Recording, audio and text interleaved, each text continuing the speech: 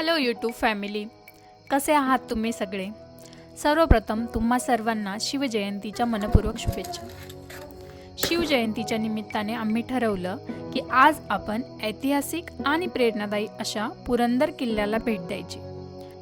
सकाळी अगदी 5 वाजताच आमचा दिवस सुरू झाला. आरू पण आमच्यासोबत लवकर उठली होती. कुठे जायचंय? फोर्टला.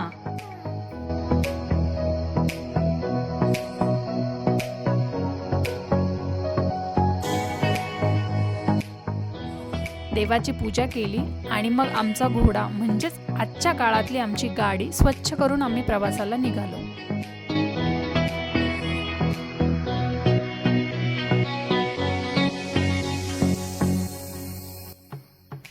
पुण्यापासून पुरंदरला जायला साधारण 1.5 ते 2 तास लागतात. आम्ही कात्रजवरून बोपदेव घाटातून नारायणपूरच्या दिशेने निघालो.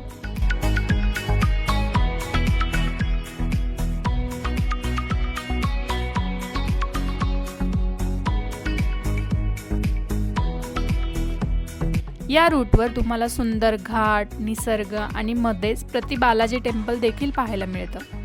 वेळ असेल तर तेही नक्की कव्हर करू शकता.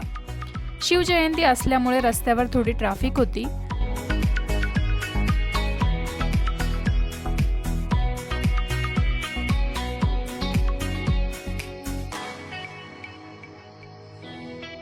बोपदेव घाट क्रॉस केल्यानंतर आम्ही एका ठिकाणी नाश्ता केला आणि मग डायरेक्ट गडाच्या पायथ्याकडे निघालो.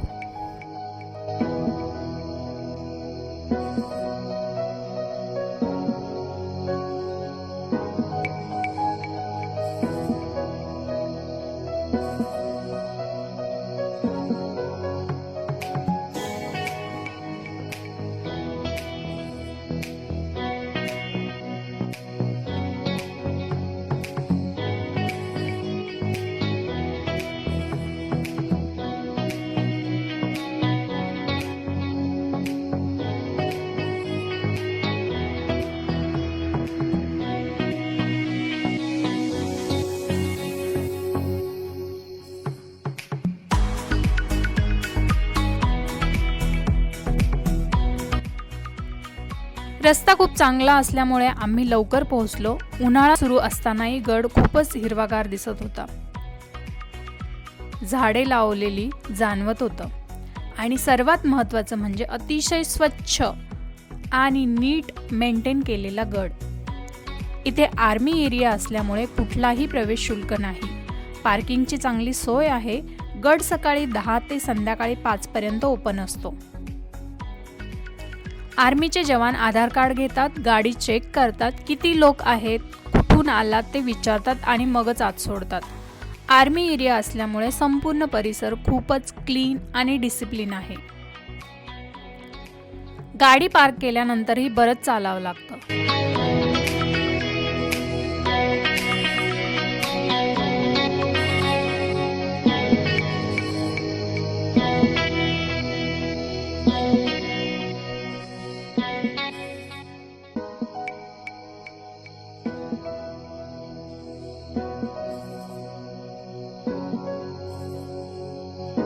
याच गडावर छत्रपती संभाजी महाराज यांचा जन्म झाला. इतिहासातील अनेक शौर्य कथा या गडाशी जोडलेल्या आहेत. लढाईमध्ये मुरारबाजी देशपांडे यांनी इथे अतुलनीय शौर्य दाखवलं होतं.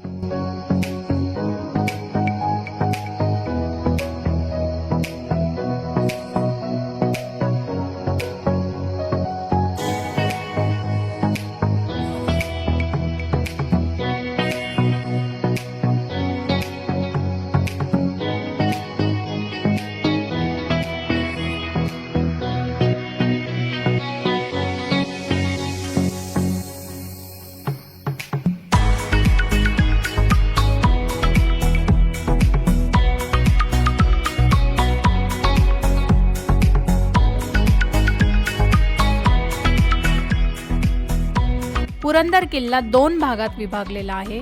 एक आहे बाले किल्ला आणि दुसरा आहे मल्हारमाची. मजबूत तटबंदी, दरवाजे, पाण्याच्या टाक्या आणि मंदिरे या सगळ्यांमुळे गडाची भव्यता आजही जाणवते.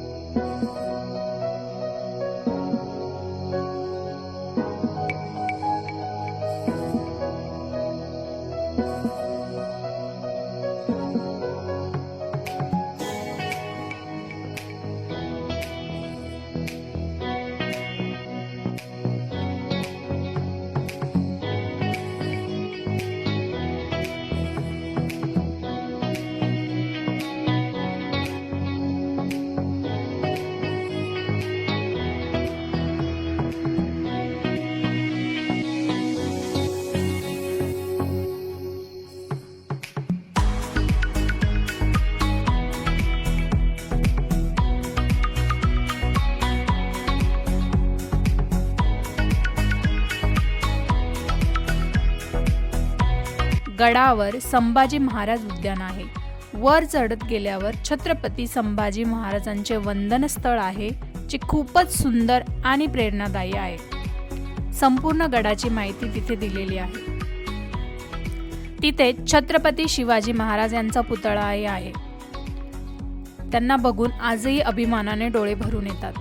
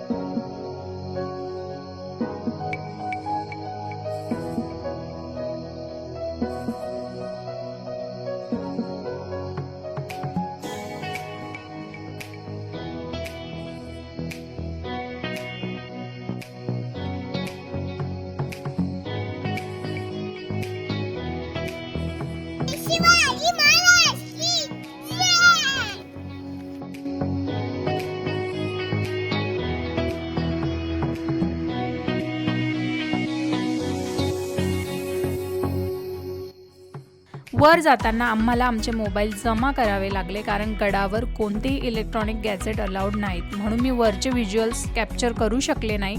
पण खरंच सांगते, वर जायला प्रॉपर ट्रेक करावा लागतो. आणि हो, वर खूप माकडंही भेटतात. आम्ही जवळपास 1 ते 1.5 तासात गड चढलो. आरूने सुद्धा खूप छान ट्रेक केला. नंतर खाली येताना एक छोट्याशा शॉपमध्ये आम्ही थांबलो. आरूसाठी आम्ही खायला तिथे पेरू आणि गोड थंडगार असं टरबूज घेतलं. तिथली माकडं इतकी गोड होती की अगदी आमच्या बाजूलाच येऊन बसत होती खायला.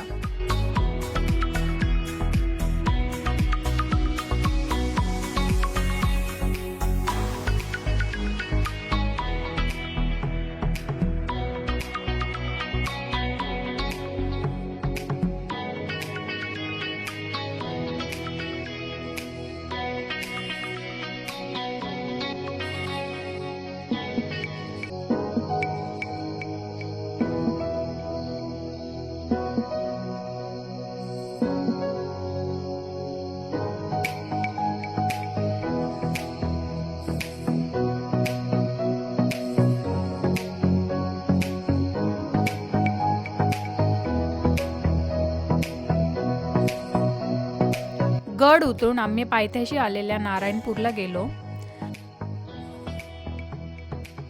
जिथे आम्ही दर्शन घेतलं तिथे प्रसिद्ध असे दत्तात्रेयाचे मंदिर आहे.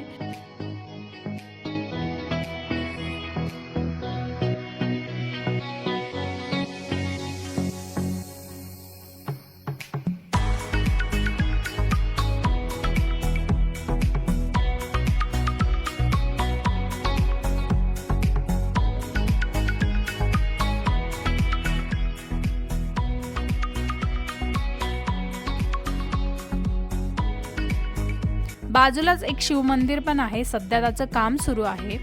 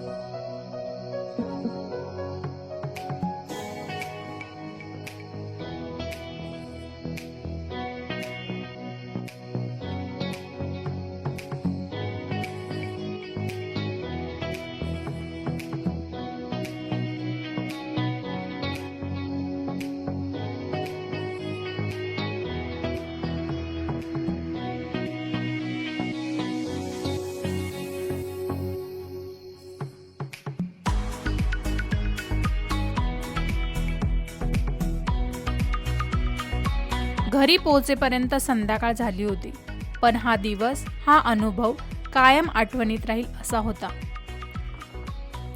इतिहास, निसर्ग, शिस्त, स्वच्छता आणि अभिमान सगळं काही एका ठिकाणी अनुभवायला मिळालं. तुम्हाला हा ब्लॉग कसा वाटला कमेंटमध्ये नक्की सांगा. असेच नवीन ब्लॉग, ट्रॅव्हल व्हिडिओज आणि आमच्या आयुष्यातले काही खास मोमेंट्स बघण्यासाठी चॅनलला सबस्क्राईब करा. पुन्हा भेटूया नव्या ब्लॉगमध्ये. तोपर्यंत जय शिवराय.